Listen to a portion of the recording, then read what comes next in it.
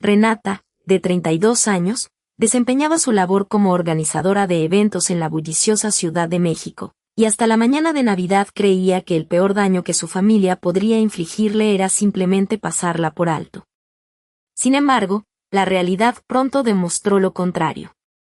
A las 10 en punto, el teléfono de Renata emitió un timbre insistente. Al contestar, la voz monótona y ya impaciente de su padre, Genaro, resonó del otro lado de la línea. Todos se quedan en casa. Hace muy mal tiempo. Renata giró la cabeza hacia la ventana de su apartamento y observó las calles completamente secas, el sol de diciembre brillando con una claridad casi irreal. Consultó el pronóstico en su celular y confirmó que no había ni una mínima probabilidad de lluvia ni alerta de tormenta.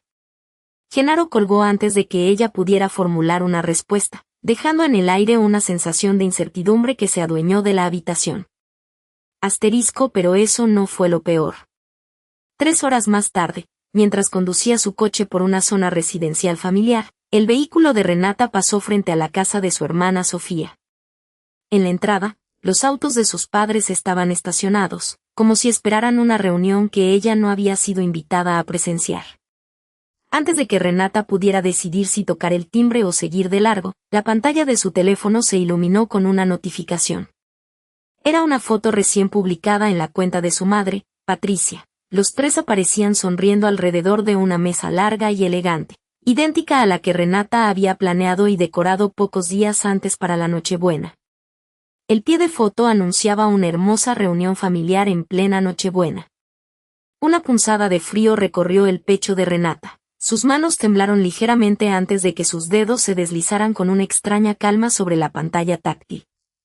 Le dio me gusta a la imagen y dejó un breve comentario. Se ve maravilloso. El comentario permaneció visible menos de 10 segundos antes de desaparecer por completo, como si la propia foto hubiera intentado borrarse. Inmediatamente, su teléfono se inundó de mensajes. Primero llegó uno de Sofía, acusándola de querer avergonzarlos frente a todos. Luego Patricia le pidió que no le diera tanta importancia a un detalle menor, y, por último, Genaro aseguró que ella no tenía la menor idea de lo que realmente estaba ocurriendo allí. Renata no perdió ni un segundo en discusiones estériles. Capturó pantalla de cada mensaje, de la publicación original y del comentario borrado, guardando cada prueba digital antes de que pudieran ser eliminadas.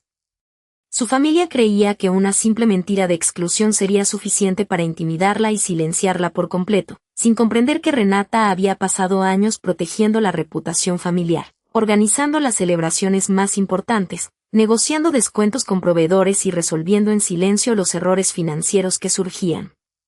Al llegar la medianoche, Renata comprendió con absoluta certeza por qué querían expulsarla de la casa y que descubriría aquel día si ella decidía cruzar los brazos y dejar de protegerlos de sus propias mentiras.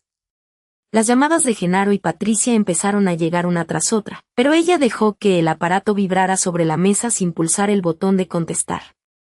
Un nuevo mensaje de Sofía vibró en la pantalla. Borra las capturas de pantalla que hayas hecho. ¿Estás intentando tergiversar esto? Aquellas palabras confirmaron lo que ella sospechaba desde hacía tiempo. Para su familia no existía remordimiento alguno por herirla, solo el miedo constante a ser descubiertos frente a los demás. Renata abrió una carpeta segura en su dispositivo y almacenó la foto, la notificación del comentario eliminado, los textos amenazantes y el reporte meteorológico oficial que confirmaba un cielo completamente despejado en toda la capital. Sin vacilar, marcó el número de su mejor amiga, Mía. Cuando el tono de llamada dejó de sonar, Mía respondió de inmediato. Vi la publicación en cuanto la subieron antes de que la ocultaran. Renata, con la voz tensa, preguntó, ¿quién es? Mía contestó, a todos menos a ti. Y tu tía comentó abajo que se alegraba mucho de que toda la familia hubiera llegado sana y salva. Un nudo pesado se formó en el estómago de Renata, pero ella se negó a perder tiempo repitiendo lo que ya sabía con dolorosa claridad. En ese preciso instante, la tensión alcanzó su punto máximo. ¿Debería Renata perdonar y seguir protegiendo a una familia que la traicionaba, o cortar de raíz esos lazos que la asfixiaban? ¿Debería denunciar la manipulación y arriesgarse a un escándalo, o guardar silencio y preservar la fachada? Sin vacilar, volvió a su teléfono, Tomó la carpeta segura y la revisó una vez más, dispuesta a decidir qué camino tomar. ¿Qué contenía exactamente la foto que su madre acababa de subir a las redes sociales? Renata abrió la aplicación y la notificación apareció en la pantalla de su celular. La imagen mostraba la sala de la casa familiar en la Ciudad de México, donde Genaro y Patricia posaban junto a Sofía y Daniel mientras simulaban una cena que, según todos, nunca se realizaría por el mal tiempo. Renata dio me gusta y escribió un breve comentario preguntando por qué le habían dicho que se quedarían solos. En menos de un minuto, el comentario desapareció sin dejar rastro y su teléfono comenzó a recibir mensajes privados defensivos. Patricia respondió que las carreteras de la zona se habían vuelto peligrosas de repente, mientras Genaro insistió en que nunca se trató de una cena formal, sino de una visita improvisada para comer algo rápido. Las respuestas se contradecían entre sí, pero el verdadero golpe llegó un instante después. Su prima Lucía, con quien apenas hablaba desde hacía meses, le envió un mensaje directo acompañado de 4 capturas de pantalla del chat grupal Navidad sin dramas, del que Renata jamás había formado parte. Asterisco, pero eso no fue lo peor. El chat había empezado 2 semanas antes. Daniel había escrito que él se encargaría de Renata y que culparía al clima para justificar la cancelación. Patricia respondió con un emoji de risa y otra integrante añadió que no debían etiquetarla en ninguna publicación hasta que terminara la noche, porque todavía la necesitaban para que se hiciera cargo de la gala benéfica de fin de año sin cobrar un solo peso. Durante 3 años, Renata había organizado cada detalle de ese evento para la fundación de su padre, consiguiendo descuentos con proveedores locales, negociando espacios y permitiendo que Genaro presentara su esfuerzo como un logro exclusivo de su organización. Querían una noche sin ella en la mesa, pero seguían dependiendo de su trabajo, de sus contactos y de su profesionalismo. Mía le preguntó por mensaje de texto qué pensaba hacer con esa traición, pero Renata respondió con calma que todavía no haría nada. Decidió dejar que se explicaran hasta que cada mentira quedara documentada en papel. Le agradeció a Lucía, le pidió discreción absoluta y imprimió las capturas de pantalla en una papelería cercana. Luego les escribió a Patricia y a Genaro citándolos a las 4 de la tarde en una conocida cafetería de la colonia Roma. Añadió que su padre también era bienvenido y que, si ninguno de los dos se presentaba, asumiría que las pruebas del chat grupal eran totalmente ciertas. Patricia respondió de inmediato pidiéndole que no armara un escándalo y que eso no tenía por qué hacerse público. Al leer aquellas palabras, Renata comprendió por fin la verdadera naturaleza de la presión que había soportado durante años. No temían perder a su hija, temían ser descubiertos ante los demás. Se vistió con sencillez, colocó cada página dentro de una carpeta negra lisa y salió de su departamento con la decisión firme de no gritar ni suplicar. Haría preguntas precisas, mostraría las pruebas impresas y dejaría que las propias excusas de su familia se convirtieran en su mejor defensa. Al llegar al lugar, eligió una mesa discreta junto a la pared, con la cafetería lo suficientemente concurrida para mantener la compostura, pero lo suficientemente tranquila para que cada palabra contara. Pidió un café americano, dejó la carpeta negra junto a la taza y colocó el celular boca abajo sobre la mesa de madera. A las 4 en punto, Patricia entró por la puerta acompañada de Genaro. Su madre parecía visiblemente tensa, con la mirada esquiva, hasta que su celular vibró con fuerza dentro de la bolsa. Patricia miró la pantalla a escondidas y una pequeña sonrisa de alivio cruzó su rostro antes de que pudiera disimularla por completo. Le susurró algo en voz baja a Genaro y guardó el aparato con prisa, sin notar que Renata no le había quitado los ojos de encima ni un solo segundo. ¿Debería Renata perdonar a su familia o cortar todo vínculo? ¿Debería denunciar la manipulación o guardarse el secreto? La tensión en la sala aumentó mientras el silencio se volvía pesado, y Renata, con las manos ligeramente temblorosas, abrió la carpeta negra y dejó que la verdad hablara.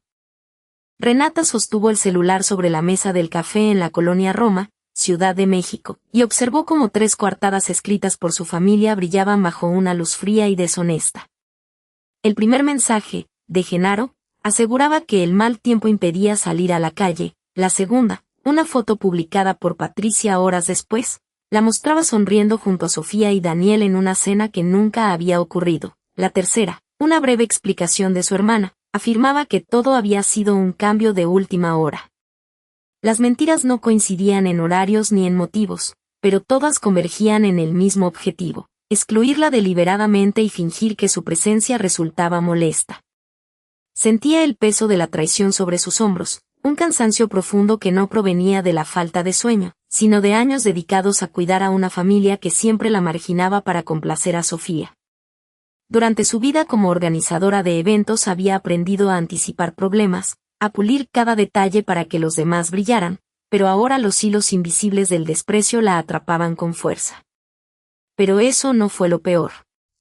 Mía, su mejor amiga de toda la vida, extendió la mano sobre la mesa y apretó el brazo de Renata con firmeza.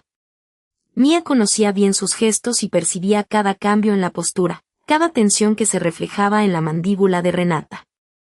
Le recordó la regla de oro que siempre aplicaban en el trabajo y en la vida: la gente enojada renuncia a la verdad, por eso hay que mantener la cabeza fría y dejar que los demás se enreden en sus propias contradicciones.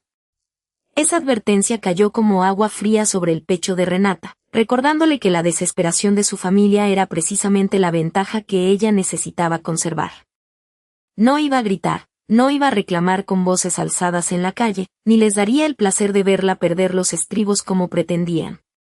¿No es verdad que una familia puede justificar una mentira sistemática solo para evitar discusiones en la mesa? ¿Debería Renata seguir guardando silencio y acumular pruebas mientras sus seres queridos la tratan como una extraña? La respuesta debía surgir antes de que la tensión alcanzara su punto máximo, y la presión en sus manos mojadas la obligaba a decidir. Renata inhaló hondo, reorganizó los papeles dentro de la carpeta negra y repasó mentalmente cada cifra, cada comprobante de la panadería y cada hora registrada en los mensajes. La trampa estaba armada con los datos que ellos mismos habían dejado sueltos por su prepotencia. Ahora debía elegir cómo responder a las mentiras de su familia sin perder la ventaja que había construido. Renata levantó la carpeta negra que reposaba sobre la mesa de la cocina y empezó a inspeccionar minuciosamente cada archivo digital que había reunido en las últimas horas. En la pantalla de su móvil destellaban capturas de pantalla, correos electrónicos y registros de llamadas que mostraban, sin ambigüedad, cómo su familia había conspirado para excluirla de la cena de Navidad mientras utilizaban su trabajo para la gala anual. La traición dejó de ser una sospecha silenciosa y se convirtió en un documento con fechas, horas y mensajes explícitos que denunciaban la manipulación de su padre Genaro y su madre Patricia. Durante años había tolerado excusas y desaires pensando que se trataban de simples descuidos familiares. Ahora, sin embargo, poseía la prueba inequívoca de que su esfuerzo solo era valorado cuando servía para organizar eventos gratuitos para ellos. Pero eso no fue lo peor. Al repasar los contactos de los proveedores principales de la gala, Renata recordó una tarde de su infancia cuando su padre le había enseñado a llevar las cuentas del negocio familiar en un cuaderno gastado, insistiendo en que la lealtad y el orden eran los pilares de cualquier hogar. Ese recuerdo le provocó un nudo amargo en el estómago, contrastado con la frialdad de los mensajes en los que su hermana Sofía y su cuñado Daniel se burlaban de su dedicación. ¿Cómo podía ser que quienes la habían criado bajo estrictas normas de honestidad fueran los mismos que ahora explotaban su tiempo y sus contactos a sus espaldas? Y aún faltaba un detalle que ella no había visto: la presión se manifestaba en sus manos mojadas, temblorosas, mientras su determinación se volvía irrevocable.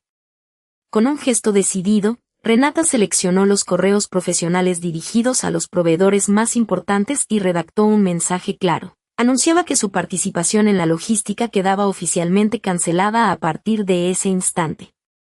No incluyó insultos ni reproches exagerados, únicamente presentó datos duros y los comprobantes necesarios para demostrar que su trabajo había sido usado sin su consentimiento bajo falsas promesas.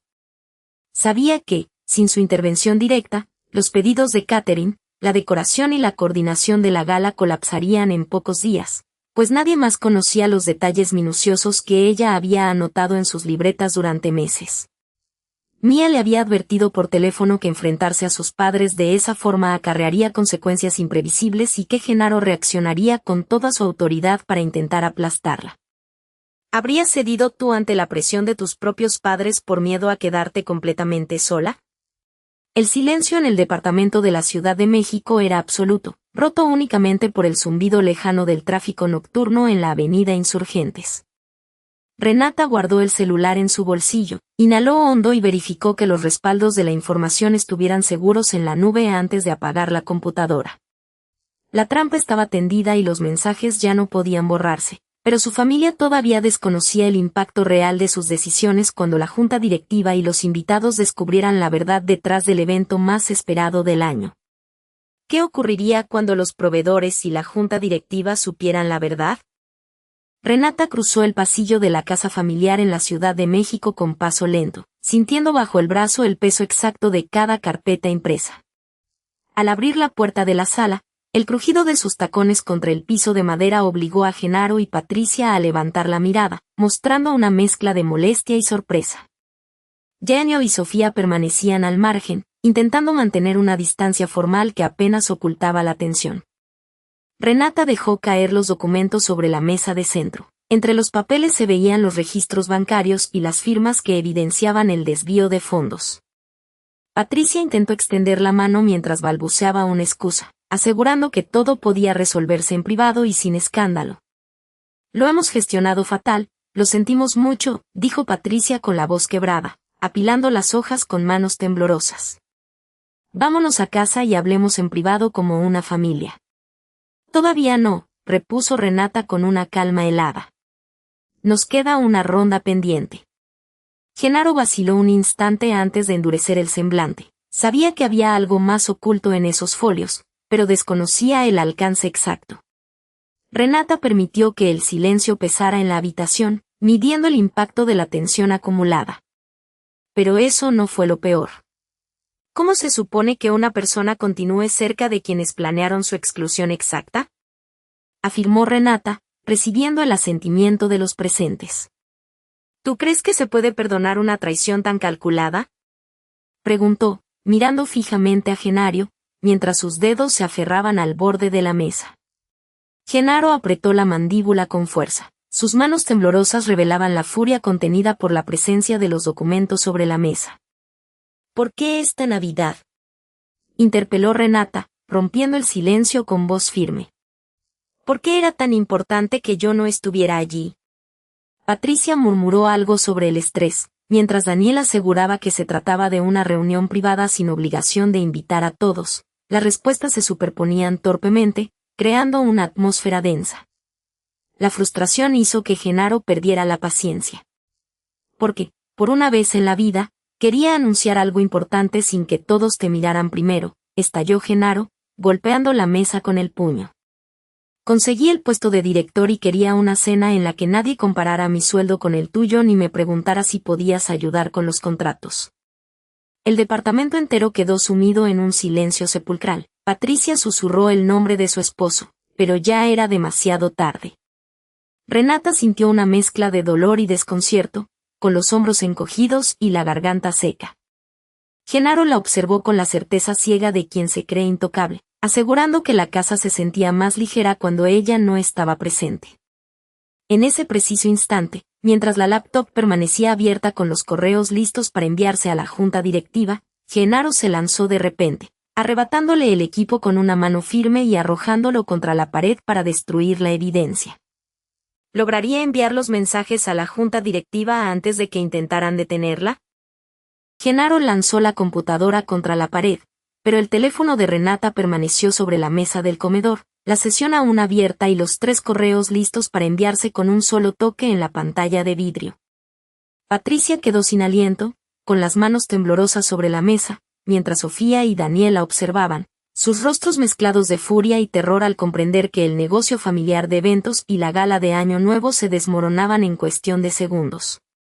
Renata inhaló profundo, sintió el frío de la noche de Ciudad de México filtrarse por la ventana abierta y, con la calma que solo la desesperación puede forjar, presionó la pantalla y envió los mensajes a todos los proveedores, a la junta directiva y a los patrocinadores principales. Genaro intentó acercarse, pero se detuvo al encontrar la mirada helada de su hija, una autoridad silenciosa que ya no necesitaba alzar la voz para imponerse. Pero eso no fue lo peor. Los teléfonos de la sala comenzaron a sonar al instante, una lluvia de llamadas de cancelación y reclamos que nadie supo cómo contestar. Patricia se desplomó en el sillón, sus ojos fijos en el suelo de madera, y comprendió al fin que las mentiras y los años de manipulación financiera no podían sostenerse con gritos ni amenazas. Genaro, con los hombros encorvados y la cara pálida, intentó marcar un número en su propio móvil, pero la pantalla mostró la notificación oficial de embargo y congelamiento de cuentas por parte de las autoridades fiscales. Renata tomó su abrigo del respaldo de la silla, ajustó la bufanda alrededor del cuello y salió por la puerta principal sin mirar atrás. Afuera, el tráfico de la capital avanzaba bajo una llovizna constante, un murmullo que le devolvía la libertad después de 36 años cargando un apellido que solo servía para abrir puertas ajenas. 2 meses después, el local comercial fue subastado legalmente para cubrir las deudas acumuladas, y ella inauguró su propia oficina de diseño en la colonia Roma, esta vez con su nombre en la placa de la entrada y sin deberle nada a nadie. La justicia no siempre llega en forma de milagros, sino en la paciencia fría de quien aprende a esperar el momento exacto para recuperar su propia vida. ¿Se puede perdonar una traición familiar de tal magnitud con el paso del tiempo? ¿O es mejor cortar los lazos por completo? La respuesta quedó suspendida mientras Renata, con la mano aún temblorosa por la adrenalina, miraba el horizonte de la ciudad que ahora le pertenecía. ¿Pensaron realmente que se quedaría callada para siempre? La pregunta resonó en el silencio de la habitación vacía, mientras la luz de la calle se filtraba por la ventana y la historia continuaba su curso implacable.